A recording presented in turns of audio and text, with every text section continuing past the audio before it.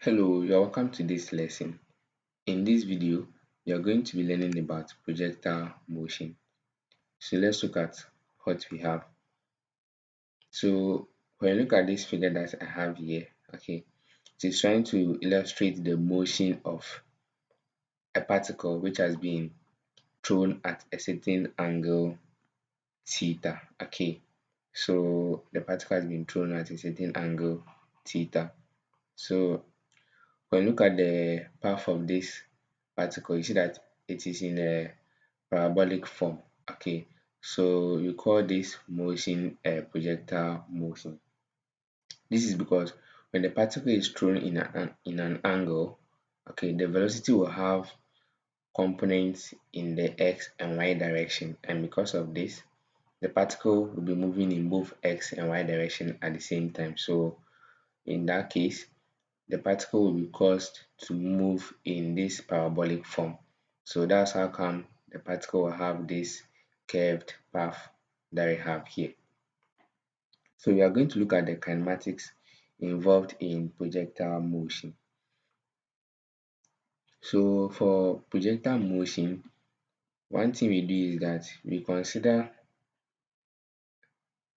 the only force acting on the particle to be the weight force. Okay, so the only force acting will be the weight force. Let's take note of this. And also we neglect air resistance. Okay, so we neglect air resistance also.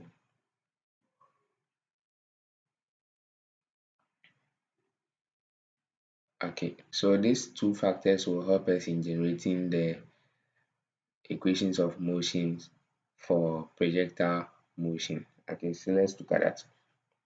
So to do this, I'm going to write down the equations of motion for a particle with a constant acceleration. Okay, we are doing this because since there is no air resistance, the only force that will be acting on the particle will be the weight force, right? And this weight force has the acceleration due to gravity, which is a constant. Okay, and then when we consider the case of the horizontal motion too, since there's no air resistance, we can see that acceleration will be zero. So for this reason, we can consider the equations of motion when acceleration is constant. So for this reason, we're going to have the following equations. The first one is expressing velocity as a function of time. Okay, so we are going to have v equals v naught plus a multiplying t. This should be equation 1. And then we are going to have s equals s naught plus v naught multiplying t plus 1 over 2 at squared. Okay, this is the second equation. And then for the third equation, we have v squared equals v naught squared plus 2a multiplying x minus x naught. Okay, so what I'll do is that I'm supposed to use s. Okay, so that will be x minus s naught. Okay, that's the correct thing. This becomes the equation 3. Okay, so these are the equations of motion for a particle with a constant acceleration. So we are going to modify these three equations to suit the projectile motion. Okay, so let's look at what you are going to do. So earlier on, I said that in the vertical direction, since we have weight force acting in that direction, you're going to have the acceleration to be equal to the acceleration due to gravity.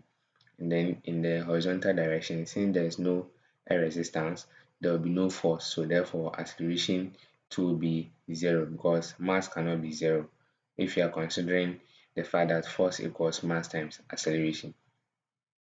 Okay, so from here, you know that the initial coordinate of the particle will be x naught, y naught, right? x naught, y naught, and then the final coordinates will be x and y. And then we know the initial velocity to be v naught, and then the final velocity to be v. So let's take note of this. So now let's modify the equations we have. Okay, so to do this, we will first of all consider the horizontal motion of the particle.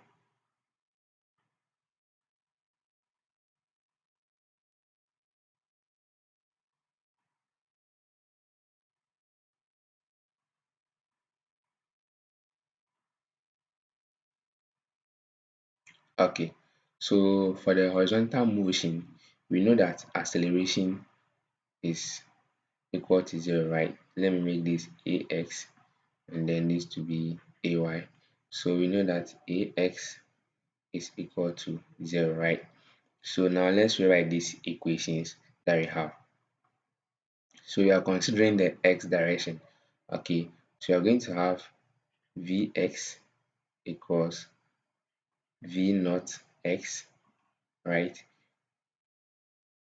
plus a multiplying t, but a is 0, so we're going to have 0 times t, which makes everything 0. So finally I'm going to have vx to be equal to v naught x.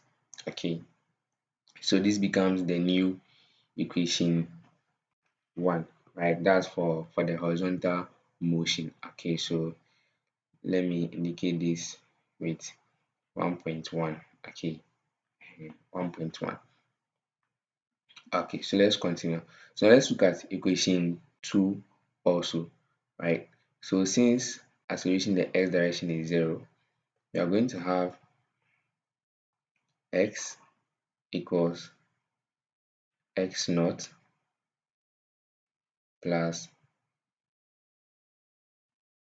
v naught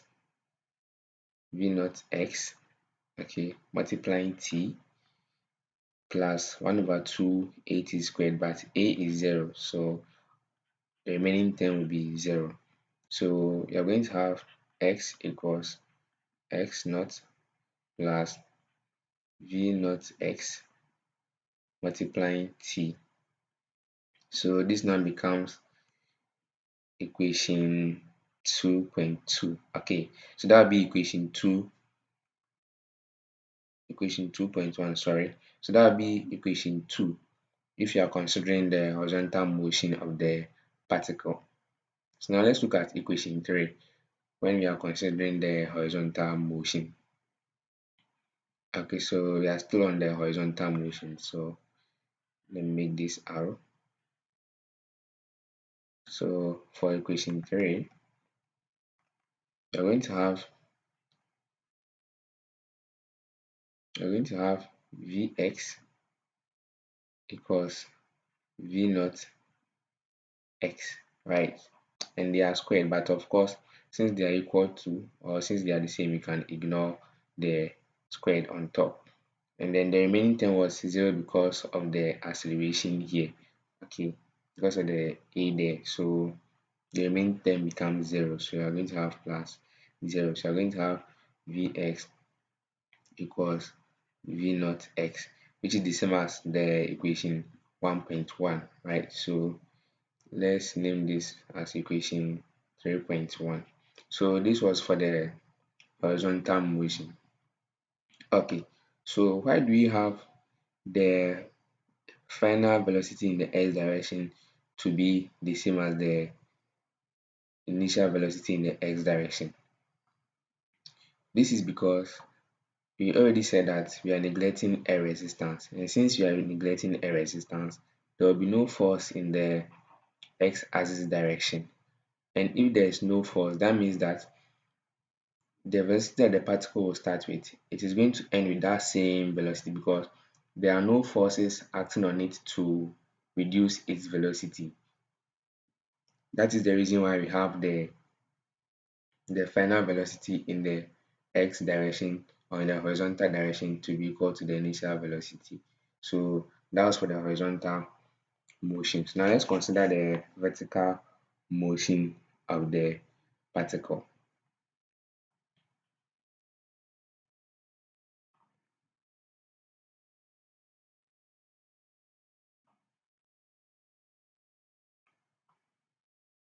Okay, so for the vertical motion, you have the acceleration, which is ay to be equal to g, right?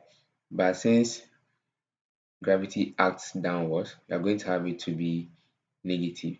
Okay, let's take note of this. We're going to have it to be negative. Okay, and the value is approximately 9.81 meters per second square. So this is what we have. So now let's look at the equations of motion for the vertical motion of the particle.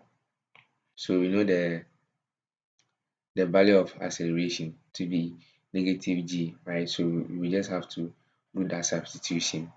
So let's look at what we will have. So we are going to have Vy to be equal to V naught y, okay, minus g multiplying t.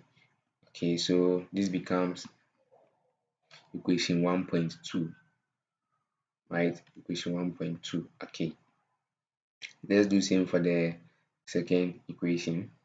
So you're going to have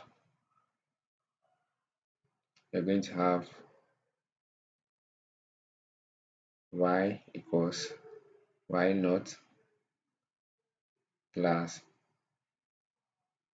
v naught y, okay, multiplying t minus 1 over 2 gt squared. Okay, this is what you are going to have.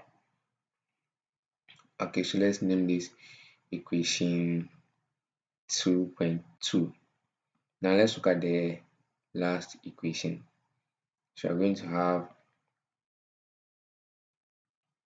have vy squared equals v naught y squared minus 2 multiplying g into bracket y minus y naught. So this becomes equation 3.2.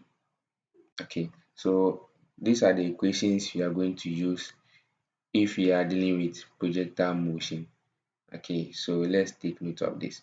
In my next video, I'm going to solve an example on projectile motion. So to stay updated, please make sure you like and subscribe.